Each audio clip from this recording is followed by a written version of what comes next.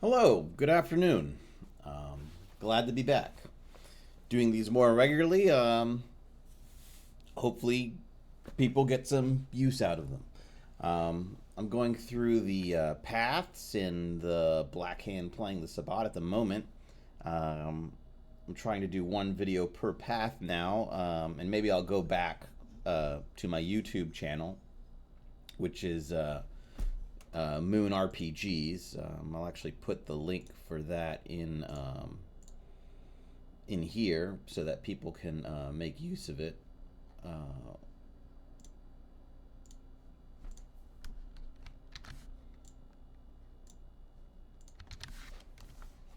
there it is. So you can find me there if you need to look up these older videos. All my VODs are up there. That way, nothing gets lost. As I've said before, Twitch gets rid of these videos after a while. Um, so Twitch is not really a great place to store the videos. Maybe if I become a larger presence on Twitch, there will be a way I can store them, but I'm not really quite sure how that works. But that's okay because YouTube lets me put them up there, and you can watch them at your leisure. Also, when I download them, they're ad free. So if you watch them after the fact on YouTube, you won't get hit with any Twitch ads, just YouTube ads. But of course, the benefit of the YouTube ads is they don't, cut me off. Well, as far as I know, the Twitch ads basically roll over me.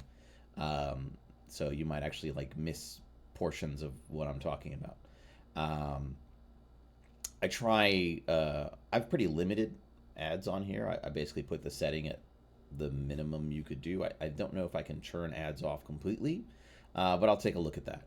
I'm not really quite sure. I don't get much use out of the ads personally. I think revenue wise, it's like 5 cents or something like that. So they're not really doing me much good. If you want to support me, you're much better off going to my Patreon. Top left corner of the screen is the link to my Patreon. And either following me there for free, or preferably if you can, sign up to one of the tiers, that's great too. Or I guess if you want, you can follow me here, and that's ad free. If you actually sign up here, it's ad free. Um, so I guess as far as supporting me, the Patreon is best. Here is great. And of course, please go to the Storyteller's Vault, and you can pick up some of our books there. Basically, anything related to the Black Hand playing the Sabbat helps a great deal. But I've got official books too. I don't make any extra money off of those, but they're good books. That such as the Vampire's Player's Guide, and the Second Inquisition book in particular. I'm proud of both of those books a great deal. Not that I'm not proud of the other books, but I think those are really kind of some of the best books V5 has put out personally. I definitely think the Vampire Player's Guide is basically a must-have book. Maybe even neck and neck with V5 Core as far as how essential it is for playing V5. And as far as overall books, I would say maybe the Vampire's Player's Guide and Tattered Facade are basically the two books V5 has out there by a pretty wide margin, I'd say. Personally, I think Tattered Facade is probably the best V5 book I've seen in quite some time. And obviously, I'm biased as a writer towards the Vampire's Player's Guide and the other books. But I would definitely say the Player's Guide, is a great book. But as far as supporting me is concerned, definitely anything with the Black Hand stamp on it, whether that's the Black Hand playing the Sabbat, or one of the adventures like Our Graves Are Empty or Lost in the Garden and all that. Um,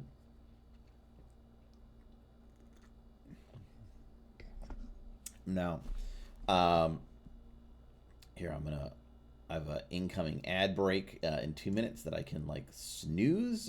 So give us a little more time. Boy, it's kind of flooding this place with ads. Um, I'm kind of new to Twitch overall, so I'm doing my best. Um, hopefully this is of some use, and feel free to ask me any questions if anything comes up. As I've said, I've been writing for some Nod Wad stuff recently, kind of urban fantasy and modern RPGs, and I'm working on my own stuff. And of course, as far as Wad is concerned, I'm still working on a Sabbat adventure and the Ivory Tower book, basically the Camarilla Player's Guide, which I hope will be finished this year. Hopefully before the summer, but I can't really make any promises because I know what happens. Last time I kind of thought I was going to knock that book out. I got a frozen shoulder, and that really kind of made it very hard for me to write for about a year. And made it so I actually had to stop working on other projects that I was very invested in, such as Hunter's Incognito Report, which of course I conceived of and developed through my work in the Second Inquisition. So it was really kind of not my pet project, but definitely a book fully formed out of my own mind, and a team that I mostly put together of my own volition. So hopefully the Ivory Tower, that'll come out soon. I'd say in the summer is the earliest that it would come out, but I hopefully no later than the end of the year.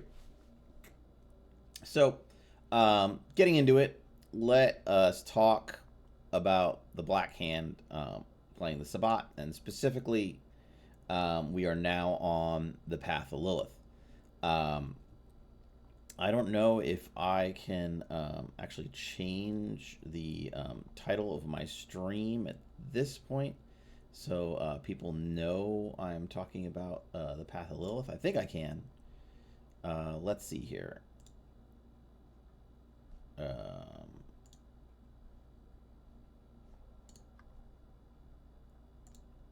Okay, edit stream info. Yes, I can. Okay.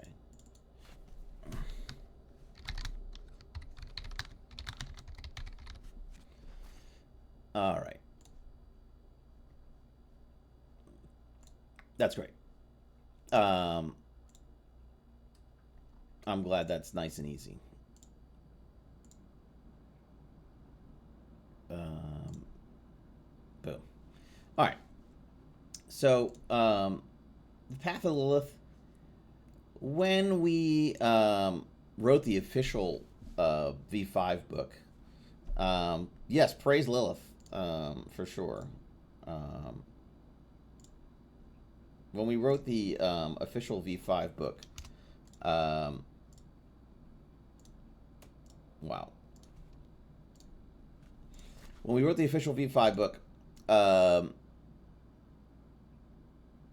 Path of Lilith was only included in there as basically the concept was that it wasn't really a path being followed by the Sabbat anymore. I think we kind of listed it in a section called like Lost or Forgotten Paths, that kind of thing. Because basically the design philosophy behind the V5 official book was that this was going to be a very storyteller-facing book, a very toolbox for the storyteller to use to basically confront their players with concepts and ideas from the Sabbat, but that the Sabbat was basically not going to be playable. So we didn't really want to include paths beyond what we considered the real core paths. So Honorable Accord, Lilith, and a few other paths, really we kind of fell to the wayside, and not something we really wanted to delve into.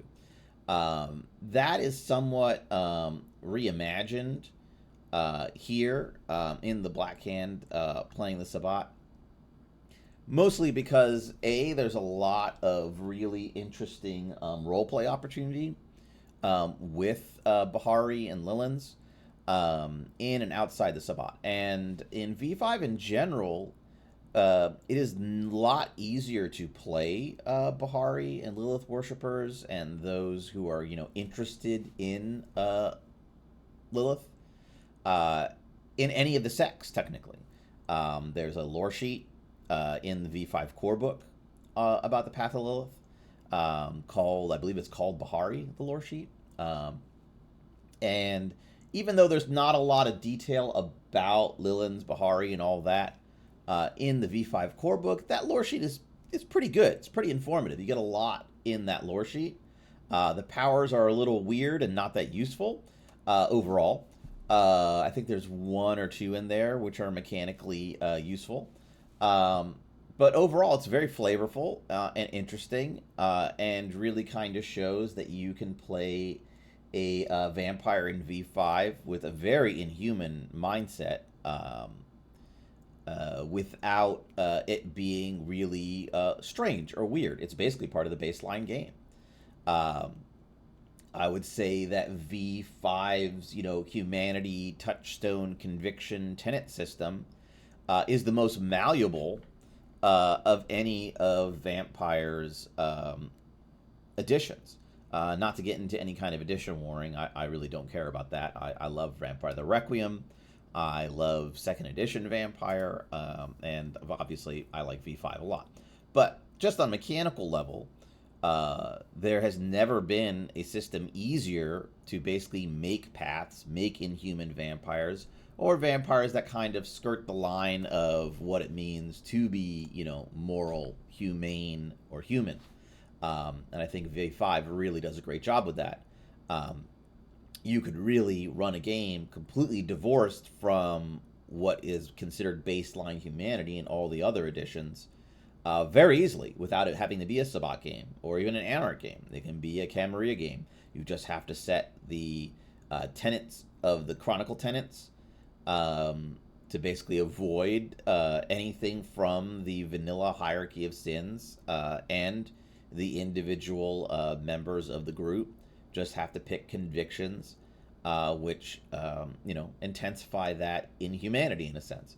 And there's really no penalty to that in the game, and I think that's fantastic.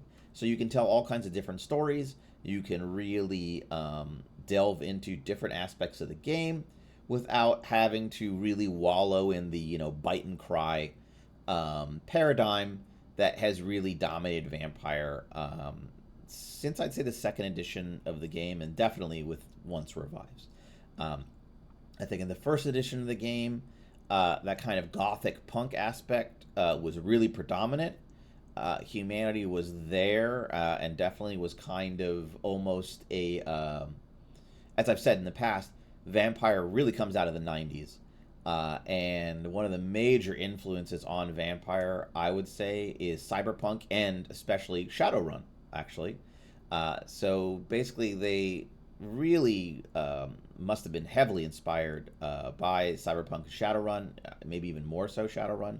Vampire's initial mechanical system is literally the Shadowrun system, upscaled from D6 to D10, which actually was a good move mechanically, even though the system has many flaws and problems.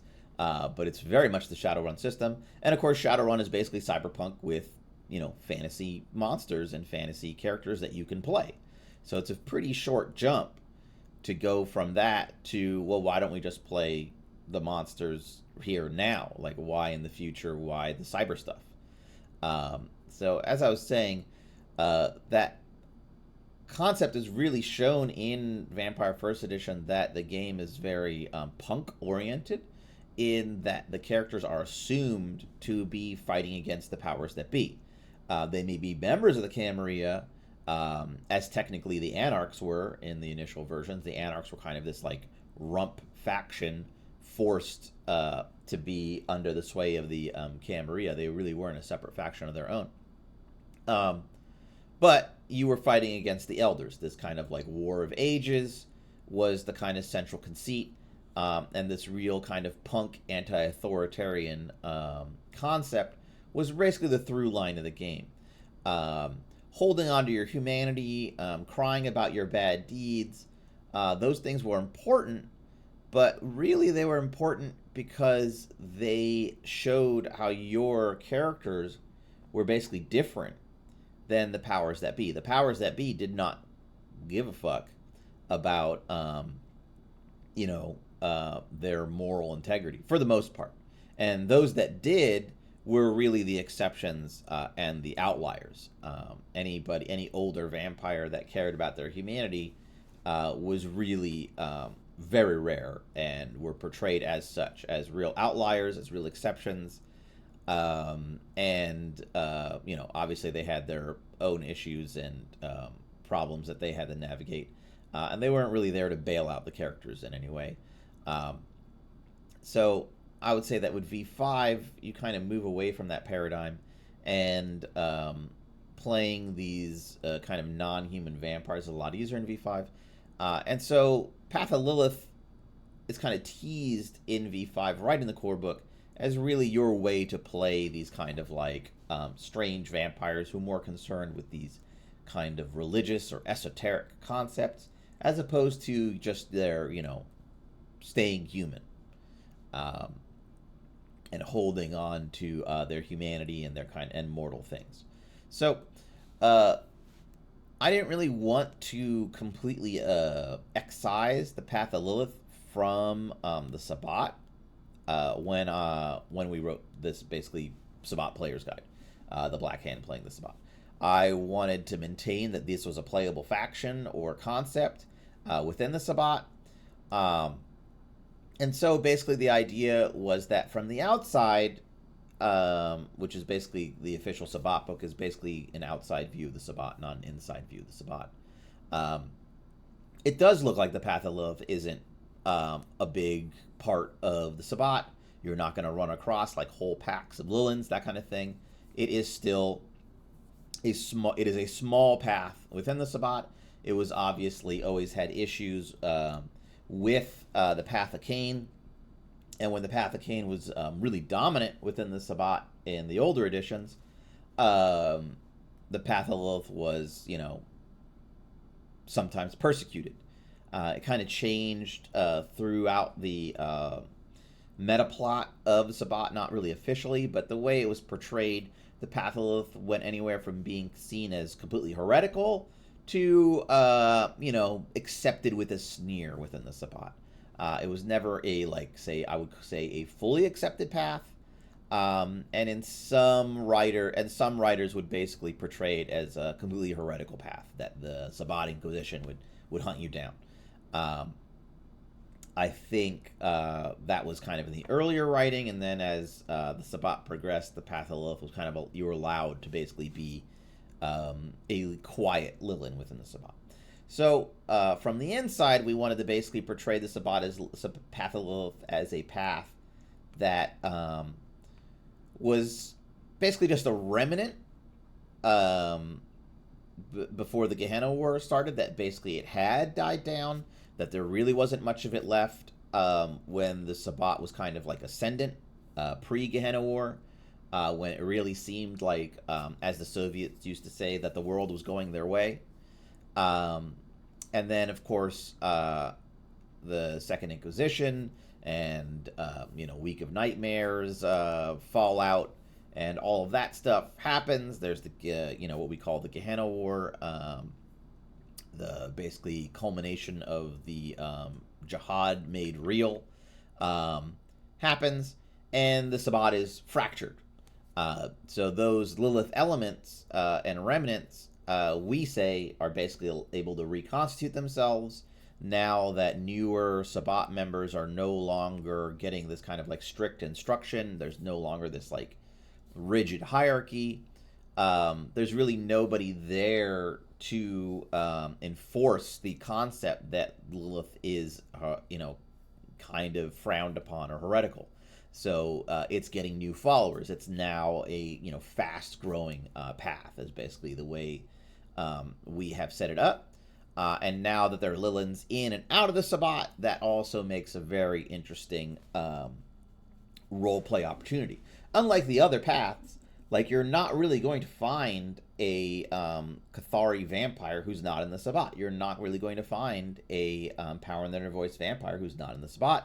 And yeah, you will find people who call themselves Nodists and perhaps are members of the Church of Cain who are not in the Sabbat, but they are no friends to the Sabbat vampires on the Path of Cain. Quite the reverse. They consider the Church of Cain high heresy. This is a Nodist sect that basically worships the antediluvians and sees Methuselahs and elder vampires as like saintly figures or like fathers, which is completely anathema to a Sabbat on the Path of Cain. With the Path of Lilith, you have a different structure. You have a different environment. Bahari within the Sabbat are definitely they're different than Bahari outside the Sabbat. They have different motivations, goals, all that thing. But theologically, I guess you could say, and definitely mythologically, they share many core concepts and values. These are not opposing factions. They can become oppositional, but they actually have some common ground. So that makes them kind of unique within the Sabbat. And I think there's some very interesting stories that can be told around Bahari, basically dancing around that and exploring the kind of suboptimal choices they'll have to make, staying loyal to their pack, staying loyal to the Sabbat, while also being, theologically consistent, and not betraying, their sisters who may not be in the Sabbat. Perhaps they'll join. Who knows? We also made the Sabbat less evangelical in the Black Hand playing the Sabbat. The Sabbat is not really out there trying to convert vampires from other sects to their cause. They are much more in this kind of like covert cell structure. They make new vampires. They're not really out there to convert new vampires. So the idea of like Lilins trying to convert other Lilins to the Sabbat, that could be an interesting storyline, but it's really not something we explored too much here. We mostly just talked about how there are Lilins in and out of the Sabbat, and how the path may differ in and out of the Sabbat. And as we said, this is a path that is gaining strength within the Sabbat. And part of that was the dichotomy between the Path of Lilith and the Path of Cain, which we explored in the book. Basically, instead of making the Path of Cain and the Path of Lilith completely oppositional, obviously there are historical tensions. Obviously, the Path of Lilith has been persecuted by Nodists, those on the Path of Cain and otherwise. Sometimes even the Sabbat as a whole have persecuted the Path of Lilith as a heretical path. So there's definitely some bad blood here and there. But one of the benefits, as we say, of the breakdown of the Sabbat, one of the benefits of kind of the V5 mold is that the past is no longer, is no longer the future. The past is no longer pretext. The past can inform you in some ways, but people are no longer beholden to the past to basically tell them what they can and cannot do, right?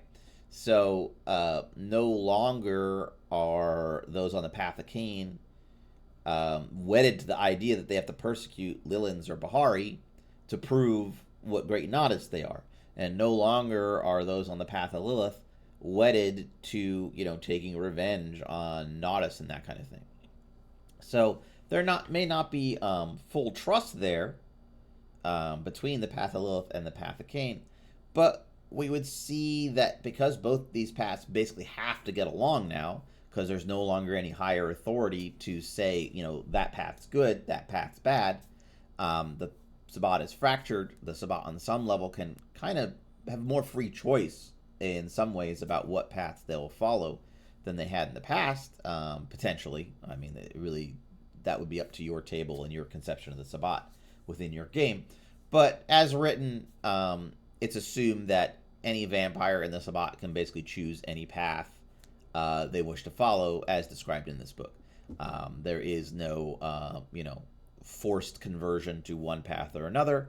The Sabbat knows that doesn't work. That if a path does not call to a vampire, then basically you're basically just forcing that vampire to go through a slow, gruesome process of becoming a wight, which is of no use to anyone. If you embrace this person, whether as a shovelhead or intentionally because of a skill set, once they show they can survive, you really have no interest in sabotaging them. At least the Sabbat systemically has no interest in sabotaging them. Maybe an individual vampire would for some reason. Maybe for some like inter-pack politics or whatever. But for the most part, you would let a Sabbat vampire pick the path they wish to follow. And so these paths, Cain, Cathari, Lilith, they have to live with one another. And part of living with one another is that they have to compromise, maybe not on their base philosophies and their core concepts and tenets, but they will have to compromise on how they get along. And once that starts happening, then the kind of theological similarities, not just the theological differences, which have always been bright lines, but the theological similarities between the paths will start to make themselves, more prevalent, because you're no longer basically forbidden from having these thoughts. You're no longer forbidden from kind of comparing these paths or exploring these paths kind of at the same time. Obviously, you're going to be dedicated to one path over another, but it's possible you would explore Lilith before you, become a nodist or something like that. And so that also opened up the concept of this kind of heresy.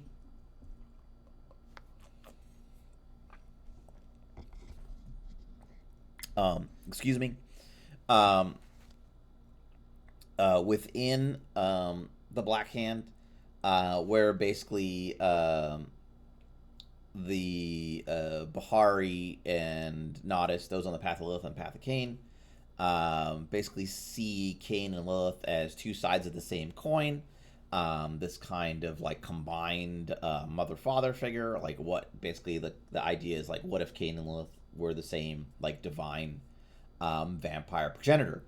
And that heresy, which there's a warlord, a seraphim lore sheet, which specifically explores that heresy in the back of the book.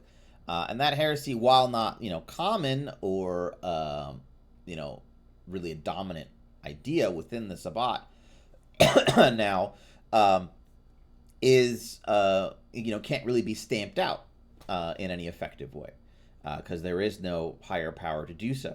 And so vampires within the Sabbat, if they wish, could explore that concept, that theological esoteric idea. And that could make for some interesting roleplay. And that seraphim basically has the clout they do, not because of this concept, actually, but because of their victories within the Gehenna War. They were at Alamut. They, destroyed Banu Hakim and Assamites and all that.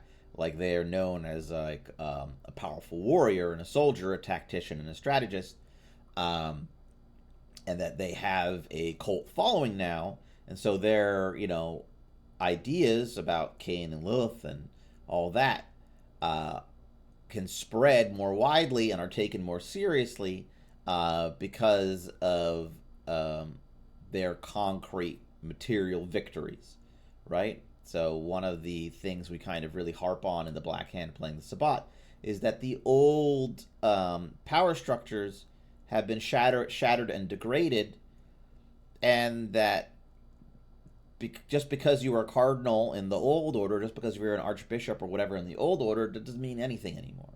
There's only a few people that are going to bow to that kind of inherited legacy authority, right? Like it really doesn't really hold the sway. It's only, and that's where the seraphims and the warlord concept comes from. It's only these vampires that have really proven themselves, what have you done for me lately, in the here and now, that are gaining a following. Maybe one day one of these warlords, one of these seraphims will rise to a level of like popularity and power that they will become the new regent. And there's several seraphim that we kind of pinpoint within the book in their lore sheets and scattered in some of the fiction texts in the book as potential regents. Some are, personally powerful and have like networks of assassins and stuff like that, kind of like trying to recreate the Black Hand of old, the kind of like sect within a sect of assassins. Others are basically just really popular. They have like a wide-ranging cult and have basically risk using kind of underground social media networks to, as covertly as possible, connect with a very wide following of vampires, Sabbat and non-Sabbat. And then, of course, there are others who just have very unique theological and esoteric viewpoints that have caught the eye of, some Sabbat. And that could be an interesting, I think, game or adventure, is basically helping one of these seraphim become regent. I think that would be a fantastic adventure to play in the Sabbat. You basically back a horse. Maybe you plan on betraying them and becoming the regent yourself. Who knows? But that could be very cool and very interesting. And I would, love to write an adventure like that. That would be a huge campaign. So for the Path of Lilith, we didn't want it to disappear from the Sabbat. We saw that you could play it in Core V5, so why not in the Sabbat? And it's a very interesting and unique path. It deals with kind of esoteric and transhumanist philosophies. It has a, I'd say, semi-feminist viewpoint, though, I wouldn't go so far as to say it is a like a feminist path or anything like that. It definitely centers kind of the feminine aspect in some points and its origins and the rest. But I don't know if I would go so far as to say that it like fits the like academic ideal of a feminist POV. There are much smarter people than I who could make that judgment. So, as far as the path is concerned, we basically what I will do is actually I will read a little bit of it, and that way you can get a concept of how we changed it and wanted basically to make it fit in. So what we did is with the priesthood, we say the Bahari are small in number but growing within the Sabbat, making their clergy a disjointed collage of priests and scholars. Sabbat Bahari are almost completely cut off from their non-Sabbat sisters, and this split has created some suspicion between them. So there's, really, that sliver of space, that's a really interesting place where people can play. While Bahari have traditionally taken a path before sect approach to their allegiances, the Kahana War has meant that only the most committed Lilins have stayed in the Sabbat. So yet again, since there are Bahari outside the Sabbat, since you can basically practice your faith more or less unaccosted by the powers that be, I don't really know if you could like openly be a Lilin or Bahari in like a Camarilla city. But if that's the game, if that's allowed within your game, then I think that's fine. Going through the Camarilla book, which, as I've said in the past, the kind of official Camarilla book is not very meaty. So there's not really much there about what the Camarilla thinks of Lilins or whatever. But the Church of Cain seems to be pretty antagonistic to Bahari. I would say that the baseline Church of Cain, from what I've read, in the V5 core book and a few other places, I don't really know anything about it from Cult of the Blood Gods or Chicago, as I've said in the past, those books aren't really part of the um, library that we have to read when we're writing for V5, actually. So I don't really know those books in depth. But from the baseline, I would say that the Church of Cain seems to be the most antagonistic of the factions out there towards Lilith and Bahari. So perhaps in most Camarilla cities that actually have a kind of religious philosophy, perhaps they would have to practice their religion covertly, or they would be openly prosecuted. I know the Church of Cain also has some outreach within the Anarch movement, as briefly described in the Anarch book. But personally, I think the Church of Cain and the Anarch movement this doesn't really make much sense. Just theologically, its concepts seem diametrically opposed to what the Anarchs seem to wish to achieve. The Anarchs obviously are very focused on what has traditionally been called the War of Ages, and that's interesting concepts that I can talk about. Actually, is the War of Ages versus jihad, right? So the War of Ages is basically this concept that elder vampires keep younger vampires down, right? So it's literally the war between the vampires of a greater age, right? So the War of Ages is really that kind of thematic concept that younger vampires must force older vampires to give them power. They will not give it to them willingly. And the Anarch movement is basically that concept made real. They must force these elder vampires to let them live and let them, or unlive and be vampires that they want to be without being exploited, without being made use of or turned into tools and pawns for these schemes of these elders. And now in V5, that is kind of broken out into this open war, though we don't really get much about that open war, to be totally honest. The Gehenna War book, while a good book, doesn't really give us much meta plot into the state of play of the Anarch and Camarilla War, to be honest. It kind of just gives us these little sub-factions who are players in the Gehenna War that we can meet as antagonists, right? Whether those are like the Earl Shuggy Assamites or, obviously in Gehenna War, it uses material from the Black Hand playing the Sabbat.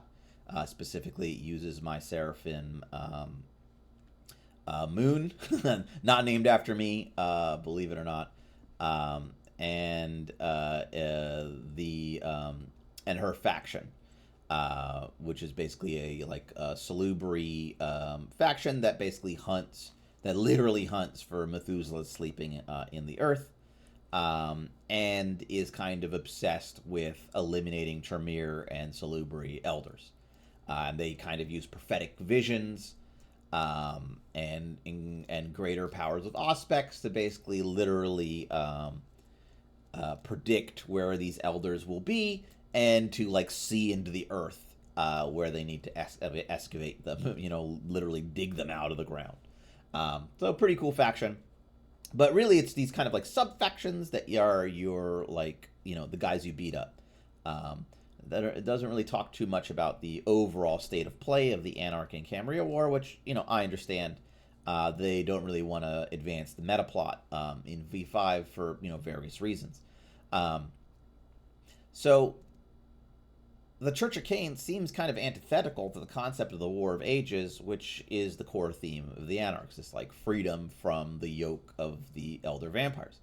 I would say the kind of failing of the Anarchs is that they don't see beyond that. They kind of see the elders who are actually sitting on thrones in cities as the end all be all of their problem. Really, they've kind of allowed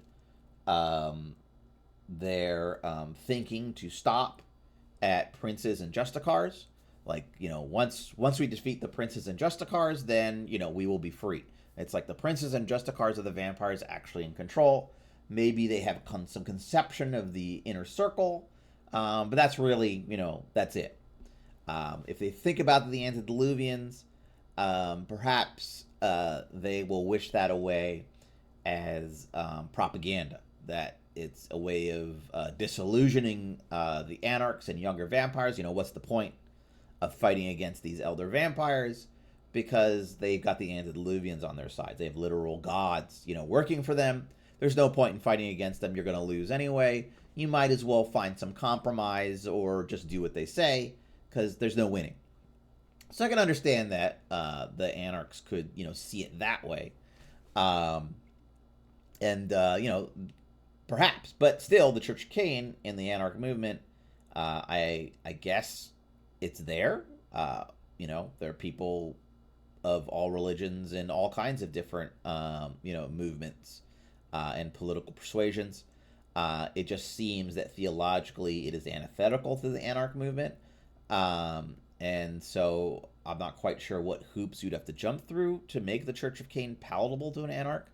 That literally worshiping your ancestors is good, but who knows?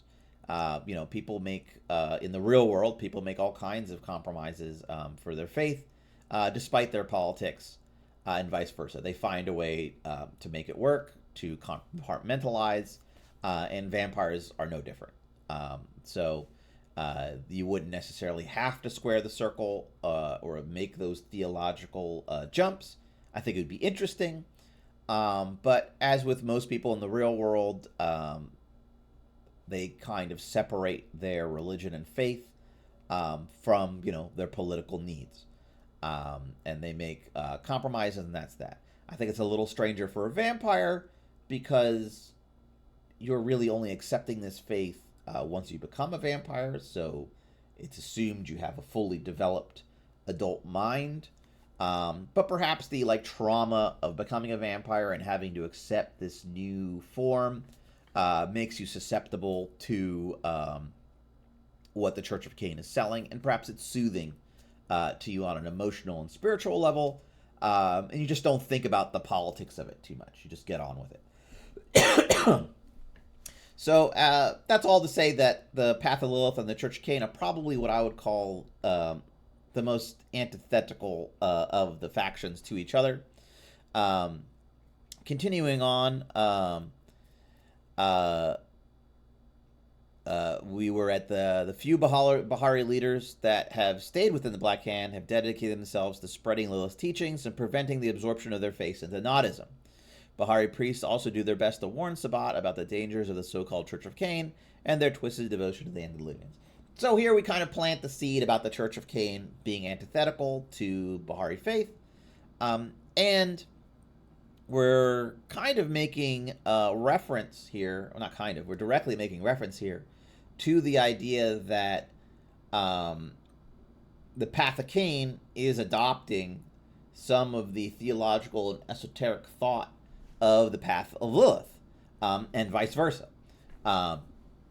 That because these are two paths that kind of have to compromise and work together now, they are no longer as opposed to basically stealing ideas from one another.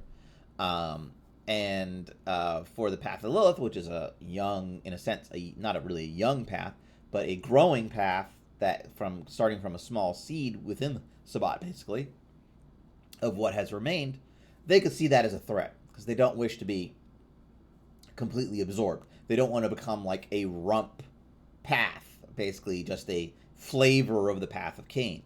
They, have their own identity, their own precepts, their own history, and they wish to keep that separate. And so the kind of priesthood as it exists of the Bahari within the Sabbat, they are probably opposed to the heresy that I spoke of earlier of Lilith and Cain being the same figure. The priesthood of the Path of Lilith is probably more opposed to that than even the priest of the Path of Cain on some level. Because as that heresy is conceived of, while the Seraphim that kind of pushes that heresy is very Bahari and Lilith coded, they're kind of written as a Bahari first and a Nodis second. Their followers, for the most part, would be members of the Path of Cain. They would be Nodists. And so they would probably be constantly shifting the narrative more to something more Cain focused. They would be understanding everything through the lens of Nodism and Cain, not through the lens of the Bahari. And so that is kind of the danger as the priests of the Path of Lilith would see it. So that's a bit of, a little bit of inside, I don't know, inside baseball, kind of an inside view of where we were going with the Path of Lilith and what we were thinking of when we initially came up with that kind of, that heresy of, they're part of the same thing.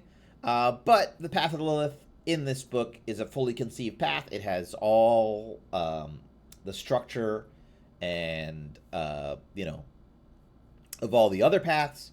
It is fully developed. There are seraphim on the Path of Lilith. The Path of Lilith is fully integrated within the book as a path you can play within the Sabbat. For the path, we have a few sample convictions. And it says here, Bahari convictions revere Lilith, the magic of creation, or the learning of painful lessons. So I didn't want to fully dive into some of the older edition portrayals of the Path of Lilith and the Bahari. I feel that's very well represented within the V5 book. Like, it seemed that the Bahari lore sheet is really focused on the kind of pain and pleasure BDSM-esque dynamics there. I felt that Power in the Inner Voice really explored the ideas of like power sharing and power dynamics and power exchange, as it's called. I didn't really want to fully go back into that on the Path of Lilith. That's definitely part of it. That the most important lessons are the painful lessons. That's something that is somewhat core to the Path of Lilith. But I didn't really want to create this kind of, to make a D&D reference, this kind of Loviatar cult, which I felt is kind of what the Path of Lilith was portrayed as in some editions of Vampire the Masquerade. That it is basically just like a bondage club, which is cool and fun and interesting, and definitely those aesthetics are great. But I didn't really feel that really captured the whole of it. Especially, there's a lot of really interesting stuff in the Revelations of the Dark Mother, and we really explore a lot of that in Lost in the Garden. And there is some deeper kind of esoteric thought within that book. I wouldn't really call it an esoteric book, but it definitely takes some clues and thoughts from kind of Jungian philosophy. On other places, maybe a splash of kind of Kabbalic mysticism, which of course Jung himself was also very interested in. So there is a lot there. And it is a very interesting kind of place to explore a path and a mindset. So for the example conditions, we say, follow Lilith's example in all things. Really, so just a flip of what the Nodists say when it says follow Cain's example. Then never give up your freedom. Pain is the greatest teacher. Rules are meant to be broken. And never fear the truth. So here, I feel we really see where the Path of Lilith and the Path of Cain can kind of butt heads. In that the Path of Cain can kind of come off as patriarchal and authoritarian. That there are rules for a reason. And that, Cain put down this example and gave us rules. And, some of the problems we have is because people broke the rules that, Cain laid down and so on and so forth. While the Liliths are much more concerned with, I wouldn't say self-actualization, But definitely there's a much more of a sense of self there, and that though they believe Lilith is the greatest example of, a paragon, I guess, on some level, they also recognize that, the rules of this world were not made by them. They're not made by Lilith, and that Lilith basically came to possess freedom and authority over themselves only by breaking away from the existing power structures, and that was very difficult, and it caused Lilith a lot of pain and misery, and it blackened Lilith's name. She's a figure of derision, and only those who know the real story give her any respect. And even the Nodus on the Path of Cain basically seem to only afford her, backhanded compliments. So you can see why this path and the Path of Cain would have some friction beyond, just the stories in the Book of Nod about Cain and Lilith's kind of relationship. It's not just a ex-girlfriend thing, right? It's not like my crazy ex-girlfriend or whatever. It's beyond that. This is Lilith is a a creature that has their own story outside of Cain. That Cain, their intersection basically is a brief moment that is kind of the whole story as far as the Path of Cain is concerned, basically. But for the Path of Lilith isn't even the start of Lilith's story, right? It's like a pit stop, a midpoint at best within her story that continues. Beyond that, and as far as the Lilith is concerned, it's a story that has not, finished, right? They may not be as sure that she is like occulted and on this realm as some Nodists are about Cain. Cain walks the earth and all that, and when Cain comes, everything will be fine. They really don't have that kind of messianic concept as a core principle of their faith, that Lilith's going to come back and solve all the problems. But nor are they convinced that Lilith is, gone from this world. Her power, in a sense, is still here, at least through them. So the Path of Lilith advantages, they are very mystical for the most part, maybe more so than some of the other advantages, I'd say.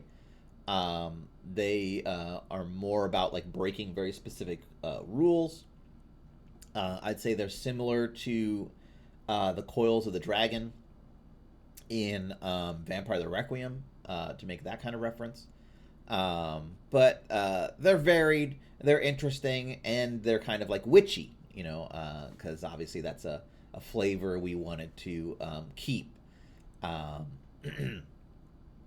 So going through these, and also similar to Death in the Soul, we also wanted to play up the fact that the Bahari are more sympathetic. Well, sympathetic is the wrong word. Okay, so with Death in the Soul, they traditionally have relations with other creatures in the world of darkness. These, Death in the Soul vampires have a kind of scientific bent. They have a curiosity. They have a logic and pragmatism to them that allow them to not be dogmatic in how they approach other creatures in the world of darkness, right? And of course, Death in the Soul vampires are regularly interested in talking with wraiths, if you're on Death in the Soul, obviously, and the dead. So Death in the Soul kind of wrote out how they're more pragmatic in their approach with other creatures in the world of darkness. They're more willing to, talk with werewolves, talk with, spirits and, fae and mages and all that. And so with the Path of Lilith, because Lilith is not, just for vampires, like lots of other creatures within the world of darkness see a connection to Lilith, whether they're werewolves, fae, mages, and the rest. Some would even say that Lilith was, the first mage and all that.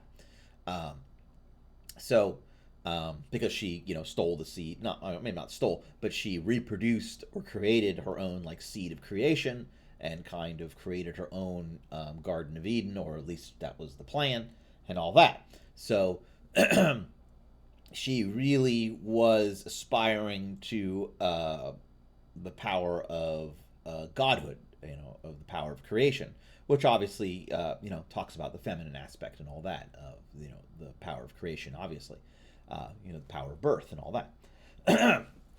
So, Lilins are also more open and pragmatic to other creatures in the world of darkness, whether werewolves, fae, and the rest.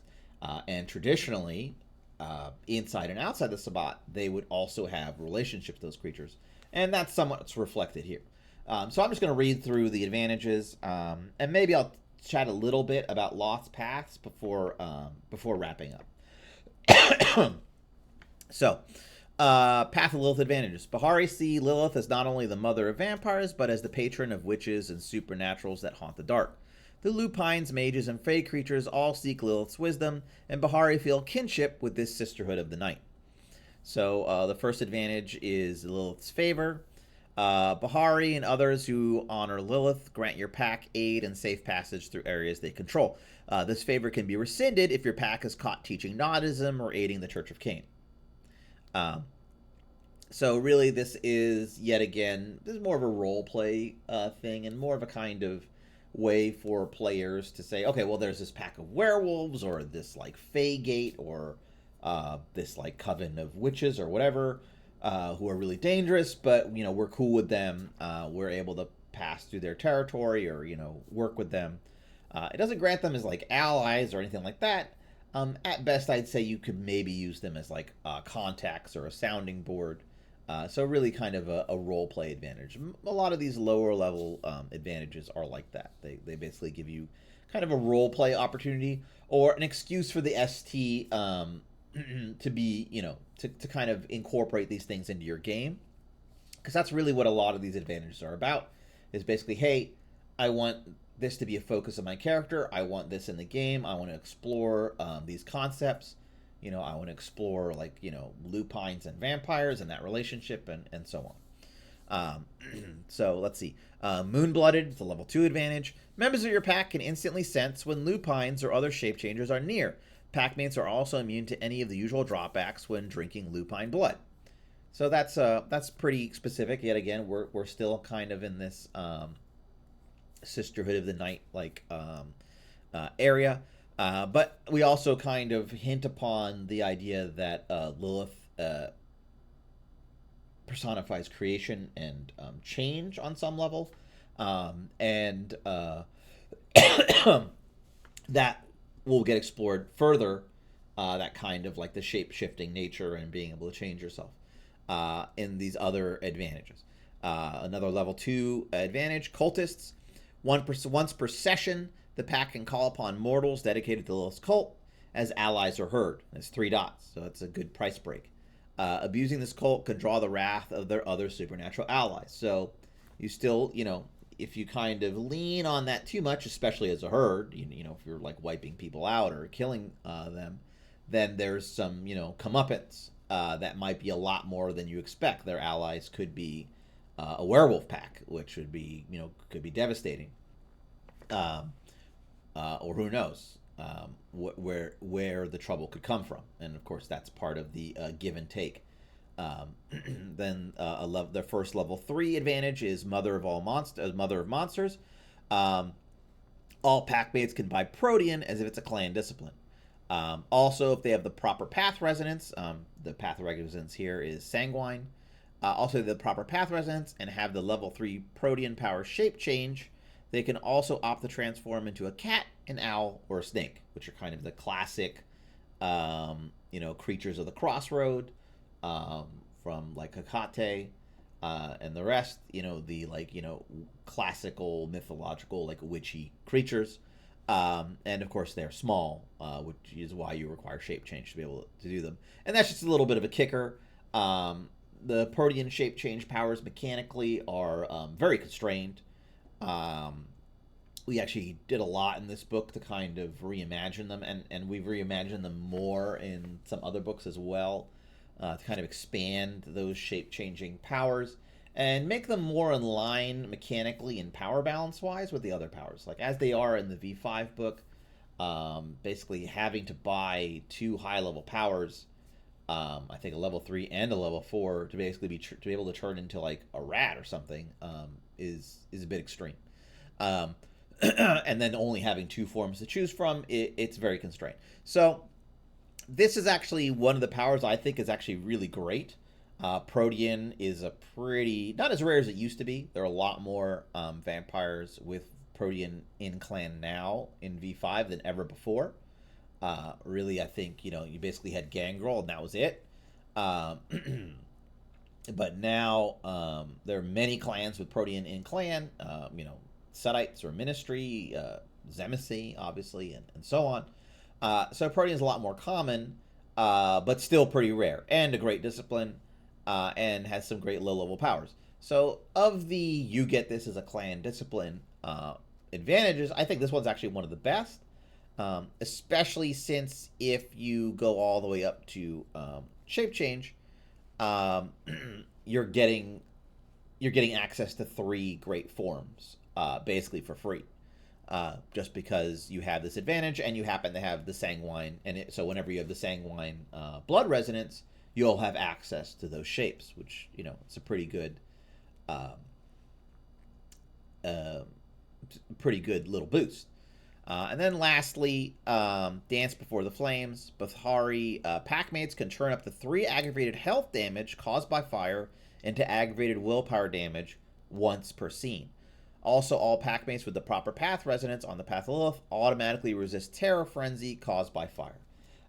So this is, it's not a deep cut, but it's part of the concept of, flame and fire basically being synonymous with inspiration and creativity. Obviously, you need light to see in a cave. You need light to see. And seeing is the first step of knowledge, which is the first step of inspiration and creativity and all that. So fire is basically like the spark of creativity and creation. Obviously has associations with destruction. And it is very painful. So the fascination of Bahari with fire is a strong one. And we wanted that reflected here. So the reason this is kind of worded in a particular way is because we didn't want the pack to basically be completely immune to fire. So first and foremost, it specifically says Bahari packmates. All right. So if you buy this advantage, the the ability to turn aggravated health into aggravated willpower damage only extends to the other Bahari within your pack. So obviously yourself, because you have to be a Bahari to have this, and the rest. The other thing, and then it says also all packmates with the proper path resonance. So everybody with the sanguine resonance, who's not Bahari, but also the Bahari, get the immunity to Terror Frenzy from fire. Which, is pretty useful. I don't think it doesn't really come up that often, Terror Frenzy, but when it does, it's can be devastating. A group of players can basically be wiped out by a fire from just a couple of bad rolls, if your ST is particularly stringent about that kind of thing. So the immunity to Terror Frenzy is pretty useful, even if it doesn't come up that often. But when it does come up, it's very powerful. And so it also says it's once per scene. So only once per scene you can turn up to 3 aggravated health damage caused by fire into aggravated willpower damage. So if you take 1 aggravated fire damage, you might want to just eat that. You could turn it into an aggravated willpower. But if you think you're going to take more aggravated health damage in a round or two later on in the scene, you might want to hold off, because you can only do it once. And though you can do up to 3, if you decide to turn, 1 health into a willpower instead, and then later on in the scene you take, 3 ag, you're shit out of luck. You already used the benefit of the power. So, it's a little finagly, but I think it balances it out, because we didn't want to invalidate the Defy Bane power, the Fortitude power, because that's a very powerful and useful power, and so we didn't want to invalidate that in any way. And really the primary use of that power, I would say, is against supernatural attacks, claws and fangs of other creatures. But the ability to resist fire and sunlight, obviously, is also a big part of that power. And we didn't want to basically invalidate a third of that power with, a 3-point advantage, despite all the caveats. So I think this is a good midpoint that still makes the advantage useful. It's not a must-have if you're on this path. I don't think any of the advantages are a must-have. I think the advantages are kickers and are interesting. They're basically a place for you to spend your experience points when V5 doesn't have a lot of places for you to spend your experience points, really. Especially the lower level experience points. Like, you got 4 or 5 experience points here and there, like, you're kind of shit out of luck, unless you're just starting out. So you'll very quickly find that you have to amass a big pile of experience points to make a dent in a character mid-campaign. And so these advantages are a place to kind of invest experience points when you might not have other places to go. I don't really think they're a reason to be on one path or the other. Perhaps they will be the marginal difference between deciding between one path or another. But they are not the be-all, end-all, or I would say the focus of why you should take one path over another. So that's Path of Lilith as we put it together in this book. And I will just quickly say, before wrapping up, that the lost paths here, and I'll just read what it says here. Lost paths. Many paths are no longer common within the Sabbat. Others have been absorbed or co-opted into the faith of others. The path of night favored by La Sombra is now a sub-path of Cathari, focused on terrorizing mortals. Other forsaken paths could also survive as a subset of another. The path of the beast and honorable chord share much in common with power and the inner voice. A player could take convictions that focused on dominance and cruelty for the former, and those focused on loyalty and honor for the latter. The Path of Blood is a sub-path of Cain that exults in Dabri and believes the Banu Hakim blood addiction is a blessing to be emulated. The Path of the Sun is unfinished. It is not yet coherent enough to provide the benefits of a path, and only thin bloods have been able to weather its contradictions so far. A vampire taking visions based on it wouldn't be able to take Raite touchstones and would still need mortal touchstones. Fully developing it into a true path could be an interesting story for an ambitious pack. So, just to hit on Path of the Sun, because that's actually the path that people ask me about the most. It's like, oh, why didn't you write up Path of the Sun? I love Path of the Sun, so on and so forth. And I think Path of the Sun is fantastic and interesting. My co-author on the official V5 Sabbat book, he came up with that whole cloth. He was also one of the primary authors on the Exalted book Infernals, which is why he was tapped to work on the Sabbat book, because obviously he has a knack for the darker stuff in fiction. So great. He was fantastic to work with. And the Path of the Sun was really his conception, whole cloth. So I was not really comfortable kind of taking his ideas and fleshing them out in a way that was really opposed to his conception. So he really conceived of it as an unfinished path, as a path that was basically going to see your mind and soul, as it were, stripped raw. It was going to save you. It wasn't, in a sense, a quote-unquote real path. Well, I'm sorry. So it's so I didn't really want to mess with that in a way that was disrespectful of his conception. Um, Here, I'm gonna be right back. I just have to check my door.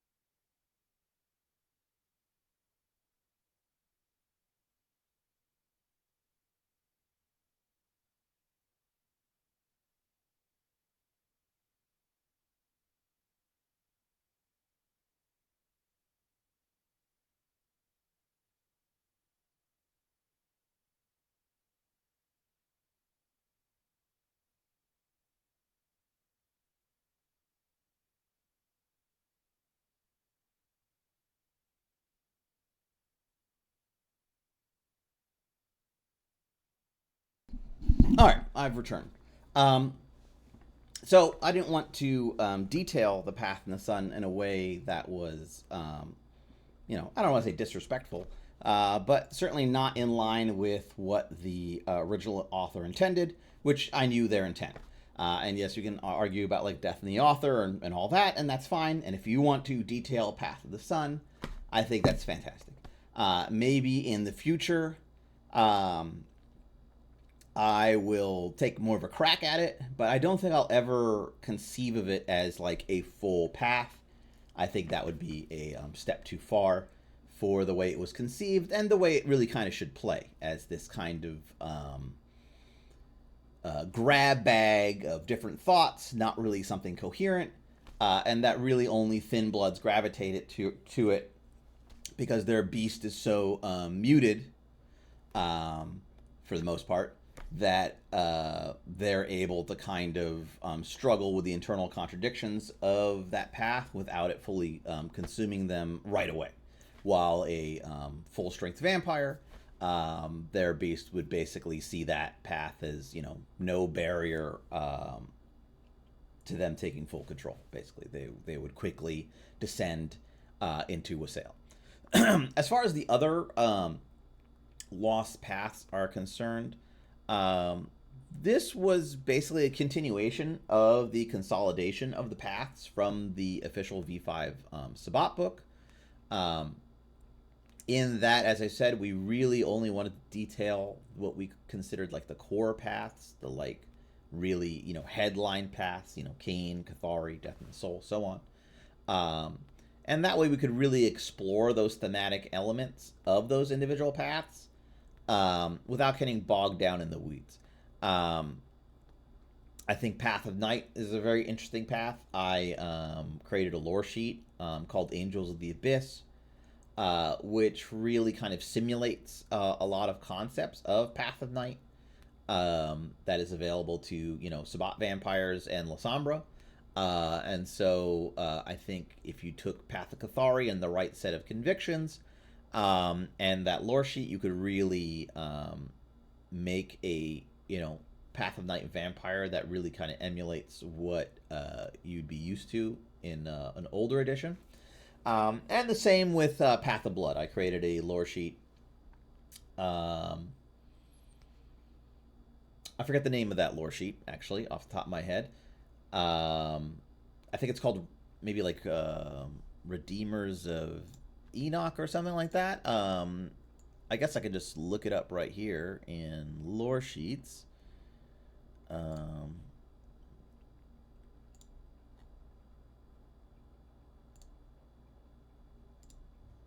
Okay, here we go. Yeah, Redeemers of Enoch, that's the one. So that was kind of my Path of Blood lore sheet, so that you could really jump into that, and it is obviously a Sabbat or Banu Hakim only lore sheet. So those paths were kind of, I don't want to say excised, but were definitely played down because their thematic elements, really, they're kind of where they really the center of their play. Um, we felt when writing the official Sabbat book was really embodied better in other places. Um, the kind of also honorable accord, uh, and beast. These were paths that we felt really weren't going to bring a lot to the table from a outside facing in um, concept, especially since honorable accord really kind of humanized the Sabbat in a way that which is not what we were going for the official book. I think you could play an honorable accord vampire in the Sabbat in some interesting ways. I feel the kind of, as I've said in the past, the kind of like rules lawyer approach that was taken in some more recent editions uh, really didn't add a lot to the path or the game overall. That's kind of like loophole seeker kind of guy who is just kind of like metagaming in the game in a sense. It just that didn't really seem to that didn't really seem like a concept that would be spiritually fulfilling or really act as any kind of like psychological or metaphysical bulwark against a supernatural psychological entity like the beast, right? It's like, haha, found a loophole, so you can't, make me frenzy. Doesn't really seem to, that's not convincing to me, is what I'll say. I think you'd have to do a lot of work and maybe be a very talented writer to make that really work. I think older conceptions of honorable accord, that basically these are people who have kind of like given themselves full body and soul to the Sabbat, like that they see the kind of, it's almost like a super patriot kind of concept, that they basically let the Code of Milan kind of take the place of like in America. I guess the best way to conceive of it is like those who are like see the Constitution of America as almost kind of like a metaphysical document, that it is like divinely inspired somehow, and that the founding fathers were like graced with the light of some divine presence, and so that the Constitution was kind of like revealed to them like the Quran, and that it is this metaphysical divine document that cannot be changed, cannot be revised or amended in any meaningful way, and that it is in some senses like the truth. And the Sabbat, much like America, is kind of like the material manifestation of the U.S. Constitution. The Sabbat is kind of the material manifestation of like the Code of Milan, and therefore the Sabbat is their nation. They have given themselves body and soul to the Sabbat. And so honorable accord is really about them being these like pillars to maintain the Sabbat, to maintain the rules and order of the Sabbat, and to prop up the authority of those who are meaningfully in charge of the Sabbat, so that we can all do this great work together and kind of fulfill the promise and the dream of the Code of Milan. See, that is a conception of honorable accord I can really get behind, and I can see and I can feel, which is the important thing. Kind of a lawyer looking for loopholes in the deal doesn't really hit that. It's not convincing to me, but to each their own. As far as the other lost paths like Beast, Orion, Harmony, even Evil Revelations, those are very niche. I think those can be done in interesting role-playing ways that don't necessarily require a full breakdown. I think there are other paths that kind of hit upon that stuff, like Cathari can really hit upon aspects of Harmony and even Evil Revelations, and so on. I'm of course a big Cathari fan. More people should play Cathari in and of itself. But if you just want to use it to emulate some other path that you have a personal connection to, I think that's perfectly fine. So I think that's a good place to end. Next time we chat, I will be done with paths finally. Um, and I can move on to talking about Sabbat predator types, like the concepts of predator types, and how we design these predator types. Um, and I can talk a little bit about how we're designing the Camarilla specific predator types for the Ivory Tower book. We showed some of them in our preview on the Storyteller's Vault. Feel free to go to the Storyteller's Vault and look up the Ivory Tower book. There's a preview there. It's a pretty good one. And you can see some of the concepts we've played with. We've changed them a little bit, but for the most part, I think the predator types are mostly intact as we conceive of them. But I'll talk about the Sabbat predator types next time, probably tomorrow morning. Yeah, that's the end of it for me.